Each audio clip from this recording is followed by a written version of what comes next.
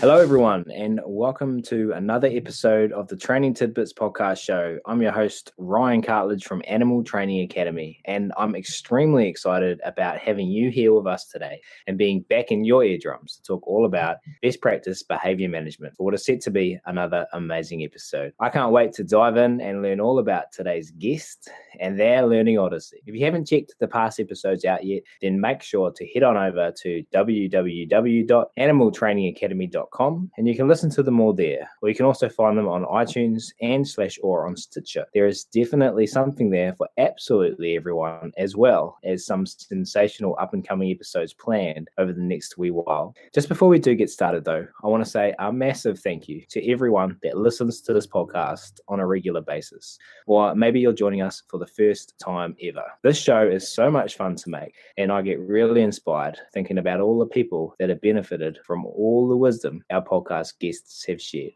Today's episode is, of course, going to be no exception to this. And if you do like today's episode, then please feel free to share it as far and as wide as you possibly can. I appreciate that a lot of you listen to this podcast on apps from your mobile devices and smartphones. And one thing you can do that's really appreciated is navigate to the title of the podcast. And around there somewhere, you'll find three little dots. If you tap on this, it opens up a menu, and one option in that menu is share. So you can easily share it on whatever social media network you use: Facebook, Twitter, LinkedIn, Instagram, Snapchat. And I would be extremely grateful if you could take a couple of seconds to do that. But we're going to get started now on today's episode, where I'm going to be talking to Margaret Rousser. Margaret has 20 years of experience training a wide variety of animals, from marine to free flight birds to primates. She has been at the Oakland Zoo since 2006, beginning there as a zoological manager for the Children's Zoo and Primates. Her responsibilities during that time included serving as the enrichment and training coordinator for the entire zoo, as well as managing the day-to-day operations of that section. In 2017, she became the conservation manager. She currently manages Oakland Zoo's Biodiversity Centre, which houses the amphibian conservation programs. Margaret has a BA in anthropology from UC Santa Barbara and an AS in exotic animal training and management from Moore Park College. She has served on AZA's Hamadryas Baboon Advisory Committee and was on the board of directors of the Animal Behaviour Management Alliance for nearly 10 years, serving as their secretary, vice president, and also president. She's been passionate about improving animal welfare through positive reinforcement, training, and enrichment throughout her entire career. So without further ado, it's my very great pleasure to welcome one Margaret Rousser to the show today. Margaret, how are you? I'm great. Thank you so much for inviting me. I'm really excited to be here. I can't wait to talk about the things that we're going to talk about today, Margaret. So the honor is all ours. We really appreciate you taking the time out of your morning to come and hang out with us. So thank you. Thank you. Fantastic. We are going to now dive straight into the first question. Margaret, to get us started, could you just please take us all back 20 years ago or whenever it was you started Moore Park and tell us about where you first learned about positive reinforcement animal training and some of the first animals you ever trained using it? Well, obviously, my first introduction to animal training and positive reinforcement was at Moore Park College, which is a college in California here in the States. And it was a great opportunity. We had 150 animals on campus, and students had the opportunity to learn positive reinforcement training with those animals, but also with some supervision and the benefit of the amazing staff that was there as well. So I had the opportunity there to train a wide variety of animals, as is part of the curriculum there. So, of course, some of the first animals that stick out in my mind are the primates. I had lion-tailed macaques that I absolutely adored and to this day still absolutely love. And then my first job was at the San Diego Zoo training mandrills, which are primates, of course. So I would say those are probably my two most influential experiences. And then from the beginning of my career. So, yeah. Fantastic. And you're adding to the list of Moore Park College graduates that we've had on this show, and they're obviously turning out some highly skilled individuals. So you went from Moore Park to San Diego Zoo, and you're working with, I believe, one of our past guests, Nikki Boyd. Nikki and I, we didn't work in the same department, but yeah, we knew each other at that time. There's our 1 degree of separation on the podcast show. And yeah, Nikki and I actually know each other best from ABMA because we spent a lot more time together doing that than we did at the zoo. Yeah, fantastic. And once again, adding to the list of ABMA presidents now. Yes.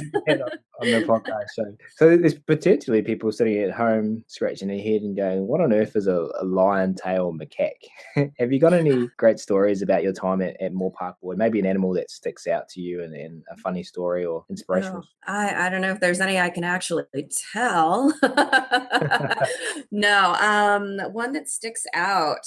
There are quite a number of interesting stories, but I will say that there was one particular lion-tailed macaque. And lion-tailed macaques are these beautiful monkeys that come from India. And they have very, very dark fur. They're kind of a medium-sized monkey. And they've got long tails with little tufts on the end. But then around their faces, they have this beautiful silver mane. So they look almost like kind of a mixture between a lion and a monkey. They're absolutely beautiful, beautiful, beautiful monkeys.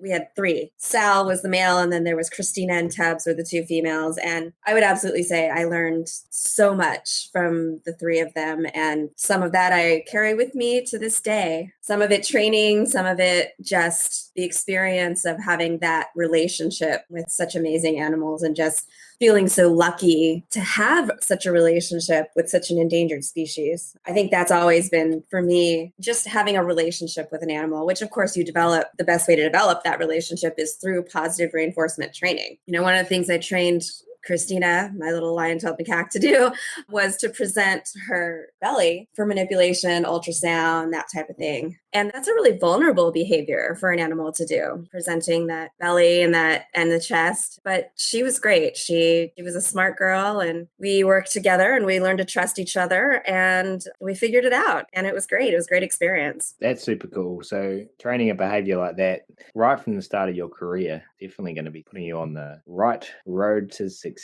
Now, we've talked about Moore Park College numerous times on this podcast and discussed what it is and how great it is. But just because I think it's so valuable, I'm sure some of the audience of this podcast are going to end up at Moore Park. Can you just share 1 or 2 sentences about how you would sum up Moore Park College in your time there? It was the most demanding 2 years of my life. It was also the best 2 years of my life. It was outrageously difficult. It was 7 days a week. We were there 6 a.m. until 6 or 7 p.m. We were there when I was there. I don't think they're doing this anymore, but when I was there, you had to spend the night 1 night a week. In the summer, it was 3 nights a week. You're the entire zoo. You do every single thing. I've gone more than 2 sentences. My apologies. But I will also say that, I made friends in that program 20 years ago that I am still very close with today. Some of the best friends that I've ever had in my life and probably will always have. That's fantastic. And I absolutely love hearing about people's behavior odysseys. So thank you very much for sharing that, Margaret. Of course. Moving forward, what I'd really like to talk about now is big bucket of a topic, animal welfare. What is animal welfare, Margaret, and how can we examine this using the 5 freedoms model? Well, that's the problem, is there really is not a good definition for animal welfare. And I think partly because that probably varies depending on the species that you're talking about. What's good welfare for different animals? Historically, we've used the 5 freedoms to sort of measure that. And the 5 freedoms was, of course, introduced as part of the farming industry back in the 1960s. And so really, it's something that really needs to be updated. And as I understand it, Aussies are updating it a little bit, which is great. I'm excited to learn more about that. But in terms of the 5 freedoms, what we've looked at were things like freedom from hunger and thirst, freedom from discomfort, freedom from pain, injury, and disease, freedom to express normal behavior, and freedom from fear and distress. Well, the first 3 are really easy to measure, right? You can tell whether or not your exhibit is clean. You know that you're giving veterinary care. We can provide shade, water, climbing structures, things like that. But the last 2, freedom to express normal behavior and freedom from fear and distress, are a little more difficult to measure. And typically we've tried to address those freedoms by using enrichment and operant conditioning, but it's still something that I think, because it's not easily measured, it's something that we haven't put as much of a focus on as we should. And in all honesty, because it's not easily measured, that's why we should put more of a focus on it. The basic freedom from thirst and behavior, freedom from discomfort, that stuff is all easy to address, easy to measure. We need to spend more time on the psychological aspect. Yeah, and a big saying of mine actually comes from the management area, a guy called Peter Drucker, who was one of the early chief cats at Microsoft. And he said, if you can't measure it, you can't manage it. Well, but that doesn't mean you can't address it. And I think you can address these psychological welfare aspects. And it just takes a little bit of a shift in thinking. I think we need to shift our focus away from spending so much time on things like cleaning and disinfecting, spending more time on psychological welfare of the animals. Cool. And we're gonna dive deep into this soon. Just want to touch on this a little bit more, but just before we move on, it is challenging to define what these behaviors might be for not only the species in front of us, but the individual animal in front of us as well. Correct. And that's the problem with any labels, really, when we're thinking about behavior. But it must be quite confusing potentially for new keepers coming into the industry. What's your input on the best way for us to think about these last two freedoms? Oh, well, gosh, I think you're right. I think it probably is something that's difficult to grasp for new keepers. That being said, new keepers that are just starting out their career are oftentimes the ones that are most open, right? They're sponges. They're absorbing as much information as they can. They're eager to learn. I think those are the keepers that are the most likely to embrace this type of philosophy. And me and Margaret were talking just before we started the podcast. If you're in Australasia, you might know about a model used in the industry here called the 5 domains. So just wanted to acknowledge that for all our Australasian zoological keepers. We're going to be focusing on the 5 freedoms today, though. And we're going to move on to the next question, though. But what we're going to start talking about now is this idea of the physical well-being of the animal versus psychological well-being. Is that an appropriate way to frame this conversation? Yeah, I mean, I don't think the thing is that they're not mutually exclusive. There needs to be a balance. I think the thing is that as humans, we like to feel like we're making a difference. And I think we have all, as keepers, experienced that, you've scrubbed something and it's super clean and you see that dirty water run into the drain, right? And it's so gratifying because you've done something, you've been productive, you've made a difference immediately. Psychological welfare is a little longer of a process. It's not an immediate gratification the way that cleaning is, the way that diet changes are, the way oftentimes even that medical care is. So it's patient type things. So I think it's a lot harder to get excited about it. I remember that feeling every time I mow the lawns at home and I look out at the grass. I'm like, it feels so good. Yeah, exactly. You've got that immediate feeling. And, particularly these days, we've got all these new cleaning techniques. We don't have to use bleach every time. We've got pressure washers. Who doesn't love a pressure washer, right? Yeah. There's I can hear the satisfaction in your voice. Just right? There's, we can steam clean. And then there's all these different types of disinfectants. We used to just have bleach, and bleach can be very corrosive, but now we've got the Clorox and all of the other stuff that's a lot less corrosive. And so we can use them more often. And we start to use them more often because it makes us feel accomplished. I don't know, what it's like in the rest of the world, but in the US, the United States Department of Agriculture, which is our sort of overseeing organization for zoos, requires us to disinfect everything at least once every 2 weeks. But I feel like a lot of people do it a lot more frequently. And that's something that I want to address. Something that I think maybe we need to back off a little bit from that. Yeah, we're going to dive deep into this really soon. I've got a ton of questions written down here that I want to address and go through with you. Just before we do, though, just backtrack just a sec. We acknowledge that we all like pressure washing. You can write your name on the ground and all that fun stuff. Right. For me, in my career, and I'm not speaking for anyone else here, I'm just speaking for me. When I was working with an animal and I made progress in a shaping plan, or I know that I communicated in an animal in such a way where I added something to its repertoire that was going to decrease stress and improve our ability to work cooperatively together. For me, I think that psychological feeling that I got was much better than pressure washing. Although I like that as well. Yeah, no, I absolutely agree with you. But again, when you do that, it doesn't happen right away, right? You probably had to do it over the course of several training sessions. And, particularly for a new keeper who's not as comfortable with positive reinforcement, maybe hasn't used it as much, I think it takes a little longer to get there. But I think you're absolutely right. And we should hang on to those little victories of, yes, I made a difference. And just recognize that, what's more important, that you wrote your name with a pressure washer, or that that your chimp now allows a blood draw and you won't have to be knocked down for something simple like that. Yeah, and one thing that comes to mind here is someone in the zookeeper thinking about this stuff, and the other consideration they have to make is potentially what their managers are seeing. And I know that a nice, clean, super sterile, I don't know if that's the right word, but let's just say clean exhibit is something that a manager can easily see as well. Right. So do you think that plays on keepers' minds when they're choosing whether to train, whether to enrich, or whether to clean? When we over clean and things are too sterile, that's actually a detriment to the animal's welfare. Continue. A lot of animals, scent is such an important part of their repertoire, of the information that they get. There's major urinary proteins that a lot of animals use as scent markers. And the major urinary proteins are what we call involatile scents, meaning they don't change. They are basically an animal's signature. So no matter what state the animal's in, the major urinary proteins are the same. There are also volatile signals, and those tend to be signals that indicate whether or not an animal is an estrus, whether they're receptive to breeding, they potentially have a health problem. And animals need both of those in order to get the information. It's very complex information. And so when we're constantly scrubbing, we're removing information. We're taking it away from our animals. I'm going to joke, but it's essentially like someone constantly erasing your Tinder profile, right? There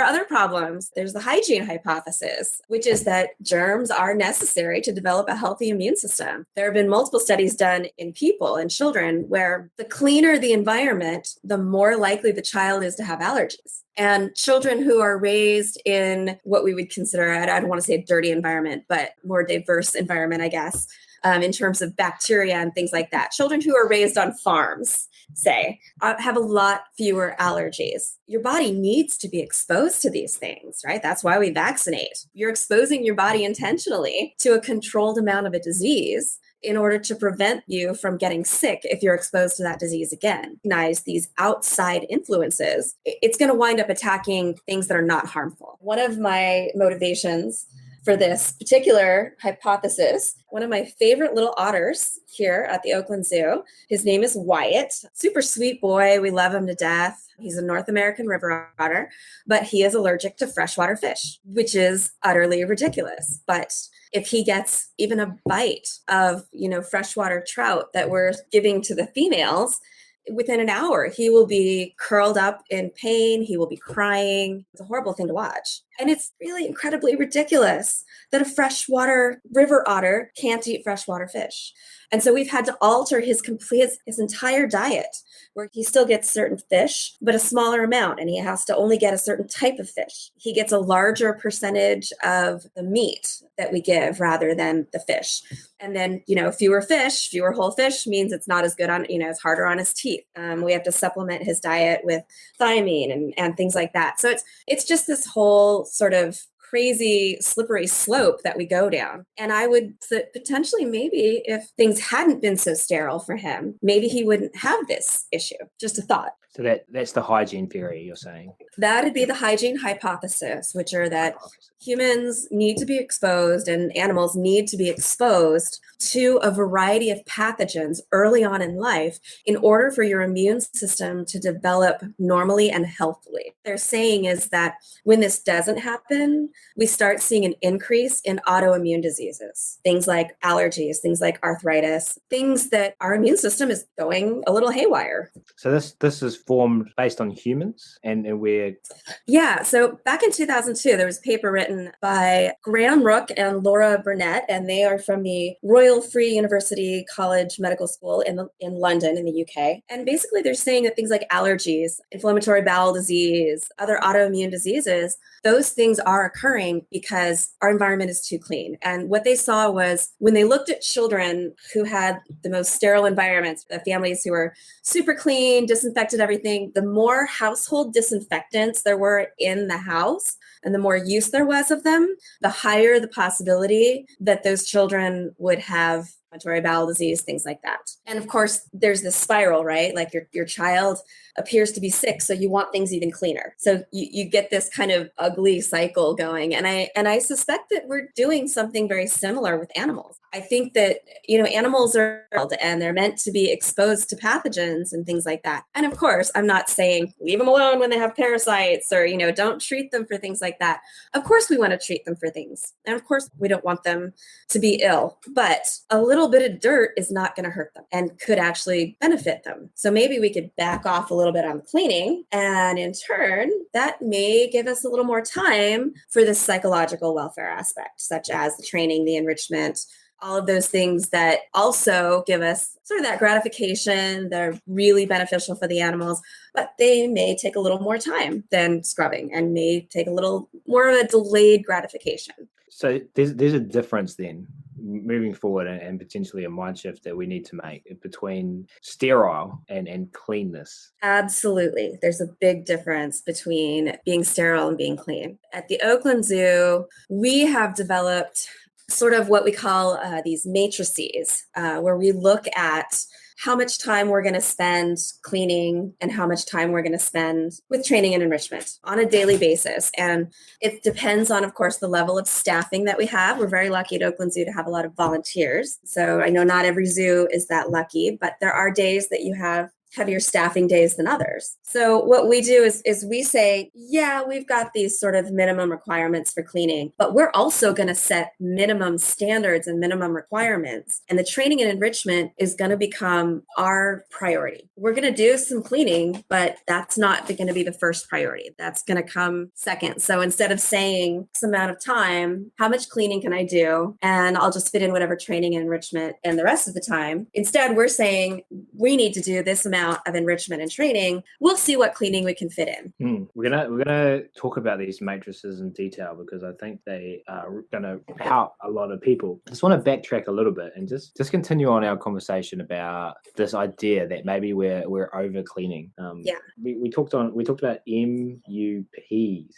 Yes, major urinary proteins. Yeah. So basically, when we think about our dogs, air quotes, marking their territory at the park, what we should be thinking is our dogs are just going around spraying their MUPs and they're in volatile substances. Can you? Yes, that's exactly what they're doing. Yeah. Can you explain this in more detail? Yeah. So this information is really critical for animals, right?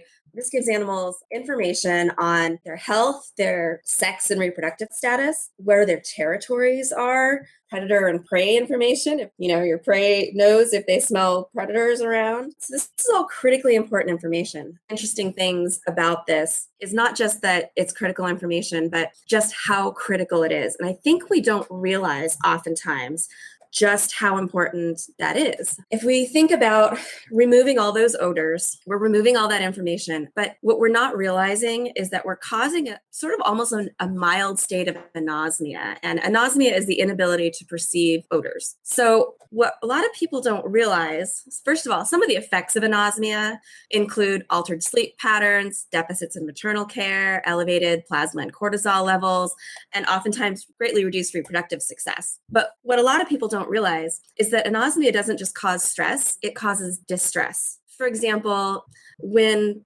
pharmacological companies are testing antidepressants, they need an animal that's a model for depression. And in order to induce depression in mice, so that they can move their nasal bulb and cause anosmia. And when mice have no sense of smell, they're under chronic stress. And they're used as a model for depression. And their their depressive behaviors can be altered by using SSRIs. So it's not just a stress of removing these, it literally is distress for many of these animals. I mean, I just was blown away when I read that they used bulbectomized mice as a model for depression, and that was how they want, when they need to study a drug that's for depression, they do it by removing the sense of smell out of a mouse. I was blown away, and that really made me think about what are we doing when we're over cleaning? We need to stop removing all of these scent marks. We need to stop removing all of this information from our animals because it could really be causing problems for them. So the mice were becoming feeling distressed. And if we want to bring it back to us and how we understand it, that would potentially be like, audience members, your Tinder accounts being removed. Yes, that is kind of my funny little way of describing it. But yeah, essentially that's what it comes down to. An animal's major urinary protein, which is part of their urine, part of their scent, is their identity. And if an animal is looking for a mate, or even just looking for a buddy, or just looking for some information, that all comes from major urinary proteins. And the major urinary proteins are the ones that are the involatile proteins, the ones that stay with the animal no matter what's going on in their body. So yeah, I mean, essentially every time we're scrubbing off their scent marks, we're removing their Tinder account. So the takeaways is these MUPs are obviously highly important, and we might cause anosmia potentially and decrease the ability for our animals to detect scents if we're cleaning too much. And yeah, it's not true anosmia in the sense that we haven't removed their sense of smell, but we've removed all of the smells that are important to them. Sorry, go on. Go ahead. And when you're removing all of that information, we know that can cause depression in mice, which can be altered with an antidepressant drug. So if we know that removing these MUPs, these major urinary proteins, from all of our exhibits, we could be inducing depression in some of these animals. It's a very interesting thing to think about moving forward. And the other obvious consideration when thinking about the amount or intensity of cleaning we conduct in a zoo is whatever we decide is going to have an end result on how much manpower we need to achieve this task. Correct. So potentially over cleaning, and additionally if we cleaned less, would free up time for keepers to focus more on psychological elements of the 5 freedoms model with things like training and enrichment. Can you talk about this idea a little bit more, Margaret, and how we might move forward with this discussion and manage our time potentially different within zoos? Yeah, absolutely. Okay, so first of all, I think what we need to do is really start reducing our use of chemicals and disinfecting. We have created a model at the Oakland Zoo where we use what we call cleaning and psychological welfare matrices. And so we have a matrix that will say, here is the cleaning that we do on a day when we're really shorthanded. And it's really the bare minimum, right? It's things like cleaning the food and water dishes, maybe sweeping up, maybe we don't hose every day. You don't need to scrub every pool every day. Then we also have, this is what we do on kind of a moderate day. And the low day, you don't do that more than 2 days in a row. Again, there's a difference between clean and sterile. We don't want to be sterile. We do want to be clean. Then we have kind of a moderate section where we say, this is what we do when we're doing a moderate amount of cleaning. This is what's expected. And we're going to say on that day, that's a day that you have, it depends obviously on the section, but that's a day that you have 3 keepers as opposed to just 2. And then there's a day that would be like a heavy day. And that's when you do a lot of your scrubbing and a lot of your extra things. The majority of the time you're going to do the moderate, which would be cleaning your food dishes, thoroughly hosing your floor, things like that. We also have a second matrix, and that would be our psychological welfare matrix. So I'm going to use, for example, the one that we have for our Malayan flying foxes, our bats, their psychological welfare matrix. On a day when they have a minimal, just one keeper, nobody else is helping them, they are minimally required to have their AM diet divided into 3 different feedings throughout the day, at least 25% of which has to be delivered through enrichment. Their PM diet will be delivered in hanging bowls, so they have to go through and sneak around and get things, and they must have at least one non-food-based enrichment, which would be something like scent enrichment or something like that. So that is the bare minimum that those bats will receive every single day, no matter what. Now, on a moderate day, which should be the majority of your time, okay, moderate should be how things normally are. Your AM diet will be divided out among 3 feedings throughout the day, half of which should be delivered via enrichment. They should have at least one training session that includes both maintenance behaviors and new behaviors.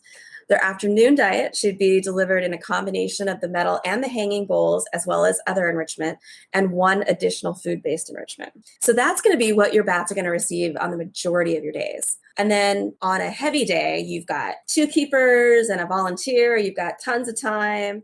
Their AM diet's going to be divided out with 3 feedings, most of which is going to be delivered through enrichment. They're going to have at least 2 training sessions that day. One can be working on maintenance behaviors, but one of them has to be working on new behaviors. Their afternoon diet will be delivered in a combination of metal bowls, hanging bowls, and other enrichment devices.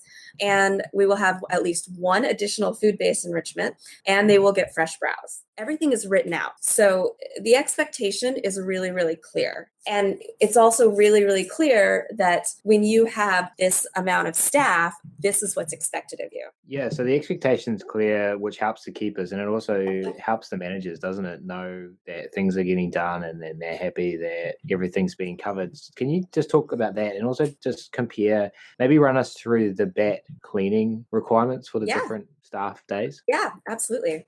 On a minimal day for the bats, inside the night house, their food dishes would get cleaned. If they had previous food-based enrichment, such as, devices or food was in it, we would throw it in a bath to soak. We may not necessarily finish cleaning it, just throw it in a bath to soak. Maybe you can take care of it the next day. And just dry squeegee up the floor. So just clean up anything, basically sweep up anything off the floors. And that would be the bare minimum that you have to do. And you wouldn't do that more than 2 days in a row, but it gives the keepers permission to do more of the enrichment. Now, a moderate day, which would be your normal day, right? That would be your nearly every day. You're going to clean your food dishes, you're going to clean your food-based enrichment, and you're going to hose your floors. Now, on a heavy day, this again, a couple of keepers, you've got a couple of volunteers, all of your food dishes get cleaned, your food-based enrichment is cleaned, you thoroughly hose the floors, you can scrub the floors, possibly with a disinfectant, you can hose off the feeders, and you can clean the ropes, scrape the ropes, that kind of thing. And that should be done at a minimum every 2 weeks, just because for us, USDA requires disinfecting at least every 2 weeks. We keep a little sort of a laminated sheet of, when was the last time this was done? When was the last time this was done? And the keepers just write the date in. When was the last time it was scrubbed? You can immediately look at this sheet of paper and say, oh, well, the last time the night house was scrubbed was September 24th. So I should probably do it on Tuesday. I'm going to plan for that day. The other thing that we want to pay attention to, particularly because of this anosmia, is that you don't have to scrub and disinfect the entire night house every single time, or at least not all at the same time. You can, for example, with our otters, we have 4 stalls inside the otter night house. You can disinfect 1 stall and not do the other 3, right? Because that allows you to leave those major urinary proteins. So maybe you scrub 1 stall on Tuesday, and then you wait a couple of days, and then you scrub the other stall. And that maintain that vital information and those clues that they need. So what you used in there was permission. And I feel that is a huge takeaway for me when looking at these matrices. You allow the keepers that permission, so they don't have to get to work. No, they have a 1 keeper day. And from my experience, I feel like I've known keepers who feel like they just must clean everything every day to a super high level, no matter how many people are there. Yep. And that causes them that, understandably, if your co-worker's called up sick and you got no volunteers, it causes a significant amount of stress. Yes. But this matrix says, no, it's okay. We acknowledge how many people are here today, and we give you permission to move forward, get your enrichment and training done, and still know that you're doing minimal requirements. Yes. And I think it's really important to have that. And I think it took a little while for our keepers to get used to it as well, because we all have this idea that cleaning is what's best for our animals. But like I said, we really need to back off of it a little bit. But it is important to give people permission to say, you know what, I don't need to scrub everything every day. I can spot clean today. And then I can spend that time on the enrichment and the training that is so important for the animal's psychological well-being. So just in case anyone out there thinking, not saying that there is, you're not saying don't clean. You're just saying do it smartly. Yes. Take time to create these. And you've shared with me some of these matrices. You have to let me know if it's okay to share these in the write-up or not, because I think it'd be really valuable for people to see those. Yeah, definitely. Fantastic. So if you want to see what that bat matrix looks like, I'll include that one. I'll put a link to it in the podcast write-up, and you can go and check it out. But back to what I was saying, and you're about to answer there, is it's about actually sitting down and just thinking. and putting it on a piece of paper. Right. Well, and also, again, recognizing that over cleaning can also cause harm. It's not just, I can give myself a break. It's you're also giving the animals a break. Over cleaning can be detrimental to their welfare. You're removing all of this information. We know that anosmia can cause depression in mice. Like, we need to back off on this. And the other part of that is that if we are scrubbing the otter night house, otters are hugely scent oriented. Do one stall on Tuesday, do the next stall on Thursday, do the next one on Saturday, spread it out a little bit so that you don't completely remove their entire scent from their home all at one time. And in fact, AZA, where several of the taxon advisory groups are recommending that. In fact, the Otter Taxon Advisory Group is recommending that you don't disinfect more than 25% of the exhibit at any one time due to their need for scent. The New World Monkeys Taxonomy Advisory Group is saying that tamarin perching, because they really, scent their perches, you should never re-perch the entire exhibit at one time. Change out 1 or 2 perches at a time, but don't completely remove their scent. It's too stressful for the animals. So we should only remove portions of their Tinder profiles at a time. Exactly. They still got a chance. They still got a chance to find the love of their life, but it's not exactly. And this is really interesting to me because I just think back and how I thought about this throughout my career. You mentioned that it took a little while for some of the staff to wrap their mind around it. Is this kind of a case of old versus new philosophies, would you say? Yeah, I mean, it's possible that is it. I think also there's just, in general, there's always some resistance to change, right? Change is scary, change is new. I think the other part of that in my experience is that sometimes when you come up with a new idea and it's big and it changes the way you do everything, people feel threatened, partly because they think, well, now you're telling me I've been doing this wrong for 20 years. And that's not the case at all. I think what I always tell my staff and my interns and everybody is that we do the best we can with the information that we have. And when new information comes out, sometimes we make changes. This is new information. 20 years ago, I didn't know that anosmia caused depression in mice, but now I do. And I'm going to make changes based on that and based on what's best for my animals. So I think a lot of it is just change is new, change is scary, but change can also be positive. And I think as zookeepers, we owe it to our animals to always stay up to date on the most recent studies, the most up-to-date information, and do the best we can based on that information. One of the other things that keepers always want to use their time for, which is always really difficult, is observing our animals, right? I mean, we would all love to just be able to sit and watch our animals. We want to make sure that the enrichment that we're using is effective. We want to know if we really are reducing stereotypies. That's another thing that you can potentially make time for by using these matrices. Cutting back on cleaning so that you can spend half an hour looking at, hey, is this elephant swaying? Is this chimp eye poking? What's going on here? Because if our techniques aren't working, again, we need to change them. We need to look at what we can do to make them effective so that our animals have the absolute best welfare that we can possibly provide. Yeah, fantastic. Hey, we're going to move on. Thank you so much for all of that, Margaret. It's really interesting. And I know a lot of the people listening to this podcast are going to have a lot to think about moving forward. Yeah, well, thank you. Thank you for inviting me. We're not finished yet. We are nearly at the end, but almost. That's okay. Because can't get rid of me that quick. We're heading into one of my personal favorite parts of the podcast show, and this is story time. Okay. Margaret, could you please share with everyone listening, thinking back, 2 or 3 stories from your experience training animals, doing enrichment so far, and some of the important lessons these have taught you along the way? One of my favorite stories, I think you might have heard, was working with our flying foxes. We had, when I started at the Oakland Zoo, we had this group of 30 flying foxes, Malayan and island, so 2 different species, and they were all male. So basically 30 boys. 30 teenage boys is what it came down to. And, flying foxes have a very distinct breeding season. And so we would come up on August and they were terrible. They were horrible to each other. And we would have tons of injuries. They were fighting. They were jumping on each other. We were seeing genital injuries, things like bloody rectums, swollen penises, things like that. it was really difficult. And I was with one of my primary keepers at the time, Andrea, and we were in the middle of applying hemorrhoid cream to one of the bats, but he was trained, so he would let us do it. But we were both it was distressing to us for the animals to be injured. It's hard on us just as much as it's hard on them because we don't want to see our animals hurt. And I think Andrea joked about getting them a blow-up doll. And I said, a group of Girl Scouts just dropped off all of these stuffed animals. Let's give it a try. So we started putting up stuffed animals, hanging them upside down in the bat night house, as ridiculous as this sounds. But the bats started using them. And we tracked the injuries that year. And then we tracked the injuries the following year when they had their stuffed animals for the entire time. They still fought, but we were able to reduce the number of genital injuries by nearly 90%. So that was a huge learning experience for me, that as much as we were kind of joking about, the blow up dolls and the, teenage boys, whatever, sometimes that is what's needed, is to hang these stuffed animals upside down in the exhibit.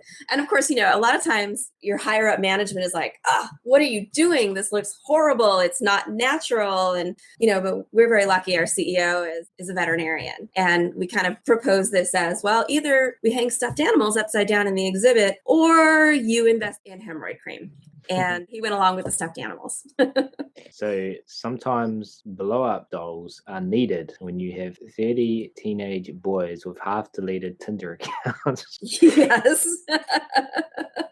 That is exactly right. I really like this story. It shares the importance of ideas, the importance of creativity, and the importance of brainstorming. Can we just focus on this just a little bit more, just before we move on, because I feel it is so important. The ability for an animal trainer or someone who's providing enrichment for animals to be creative and to say yes to the crazy ideas. Well, and I think that particular need is not one that we often think of when designing enrichment, right? You think of foraging opportunities and scent marking opportunities and puzzles and things like that. We don't often think about, what literally comes down to sexual opportunities. And sometimes you need to. Especially when you can get a decrease of 90% of genital injuries. That's huge.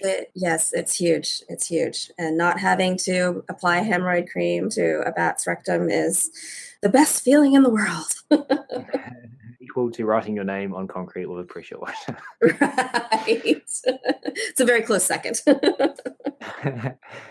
Hey, sadly, that does bring us now to our final question for this episode. Margaret, could you please take us all into the future and share with us what you would like to see happen over the next 5 to 10 years in the animal training, animal care, enrichment world? I would like to see people coming up with better ways to balance their psychological and physical welfare with their animals. The biggest complaint that we all have and that I always hear is that there's never enough time to do everything we want. So I would like to see priorities shift. I would like to see a better understanding of the difference between clean and sterile. I would like to see a better understanding of animal welfare. I think there's more research that needs to be done on psychological welfare. And it is starting to become more of a priority, but I would like to see animal welfare become a top priority. And one of the first things that you think of when you think of an animal keeper is that they are managing an animal's welfare rather than just scrubbing something. And so moving forward, we've got to really become better at managing our resources, managing our time so that we can influence the welfare. Yeah, I think, and also a shift in priorities is also going to be a part of that. A shift to more of the psychological priorities. It is more important for me to give enrichment to this animal, for me to extend their foraging opportunities or something along those lines rather than disinfecting something. Yeah, I want to be a bat at your zoo on one of those full keeper days. That sounds like fun. It is a good day, I can tell you that. Hey, such a great vision. And we are, of course, working really hard to make these things transpire as we move forward over the coming years. As mentioned, though, that does sadly bring us to the end. But before we wrap up, just a couple of things, Margaret. Is there anywhere you want to point people to in the podcast write-up? We can potentially add a plug in here for some really important work you're doing with some highly endangered animals. Do you want to Oh, well, you mean my frog work? Is that what you're asking? Oh yeah, let's talk about your frog work. Let's put a link in the podcast right up about your frog work, because we haven't talked about this today, but this is something that takes up a lot of your time. It's super Yeah, important, obviously, to you and to these frogs. Tell us about it that, is. and we'll put a link in the podcast right up for that. Well, so what I'm working on right now is the zoo has partnered up with government agencies and universities, and what we're doing is there's Batrachochytridium dendrobatitis, which is this nasty fungus that is attacking frogs all over the world, is running rampant in the Sierra Nevada mountains, which is a mountain range here in the state of California. So these are local frogs for me, and we've lost about 90% of the mountain yellow-legged frogs in the Sierra Nevadas due to this fungus just in the last 10 years. So it's really terrifying. So what's going on is we are bringing these frogs into the zoo mostly as tadpoles, because tadpoles are not affected. They carry chytrid, but they are not affected by the fungus. It only affects the keratinized part of the animals, which would be the mouth parts and tadpoles, which is just a very small part. And so it has very minimal effect on them. So we're bringing them into the zoo as tadpoles. And what we can do is treat them and clear the fungus pretty much the second they become frogs. Then we let them grow up a little bit. So they hang out with us for anywhere from 10 months to 2 years, depending on how long it takes them to grow. And one of the researchers at the University of California, Santa Barbara, has developed a method of inoculating the frogs against the fungus. So once the frogs become large enough, they can go through this process of inoculation before being released back to the Sierra Nevadas. And it's a tight process. It's a very delicate balance. You can't just give a frog an injection. They have tried that. It does not work. There are no detectable antibodies to the fungus when just giving an injection. So what we actually have to do is we've got them in this very rigidly quarantined room with, dedicated boots and clothing and everything. And we give them the disease. Each frog is individually pit tagged, so we can track each individual frog. So we introduce the disease to them, and then we kind of let it fester, so to speak. We do test them by swabbing their skin once a week and sending those swabs out for PCR analysis. There's a critical load level, which is 10,000 zoospores. So we treat the frogs at about 3 weeks or 10,000 zoospores. So they get sick, usually 3 to 4 weeks, and then we clear the disease, and then they go back to the wild. And the idea is that we've allowed their bodies to mount an immune system in advance so that now their bodies can handle this fungus. This project is really very much in its infancy stages, but we do know that in following years so far, they have been able to recapture frogs that have been released after being inoculated. So we know that this inoculation is working at least for the first couple of years. So it's really exciting to be able to be a part of that. It's a pretty delicate balance. I just received 100 tadpoles, 99 tadpoles this past week, all of which are positive for the fungus. They came from an area that, we know has a lot of the fungus. And one of the interesting things too is that this species, because they live in the high Sierras, sometimes at 10,000 feet or even higher. So it's very, very cold, and they will go and hibernate during the winter. And that includes tadpoles. So these tadpoles, it can take up to 4 years from the time they hatch to the time they become frogs, because they overwinter for so long. What's interesting is that biologists are going out and they're finding areas where there are no adult frogs, because the adult frogs have all been killed off by the fungus, but there are still tadpoles. And so those are the times that I get the phone call where they say, hey, can you take some tadpoles in, because this group is going to become extirpated if we don't. I'm really honored to be a part of that project, and conservation is really another passion of mine. I'm so grateful that we're able to really make a difference, which I think we are doing with this project. Cool, and glad that we got to talk about this today and get that little bit of passion talk from you at the end there. Thank you. I have a lot of passions, obviously. Hey, Margaret, from myself and on behalf of everyone listening, thank you so much for making this time to come on the show today. Thank you so much for inviting me. I really enjoyed it. Fantastic. And we do, of course, really appreciate all of you tuning in today as well. And just a small favor of those listening, if you did enjoy this episode and this podcast show, and as a practitioner of best practice behavior management yourself, you feel that the information held within could help others, then please share this wherever you can, on Facebook, LinkedIn, Instagram, Pinterest, Snapchat, Tinder, whatever you use, so that as a community, we can do absolutely everything within our power to disseminate this information as far and as wide as possible. One really easy way to do this, as mentioned at the start of the podcast, if you're listening to it from an app on your smart device, then there should be 3 little dots next to the title of the episode. This does change slightly between devices and depending on what app you're using, but if you click on this, there'll be an option to share the episode and you can choose your social media network, and it's done super simple. That would be mega appreciated. That's it for this episode, though. We'll wrap it up there. Thanks again so much for listening. For now, it's time to shake, rattlesnake. You'll hear from us again soon.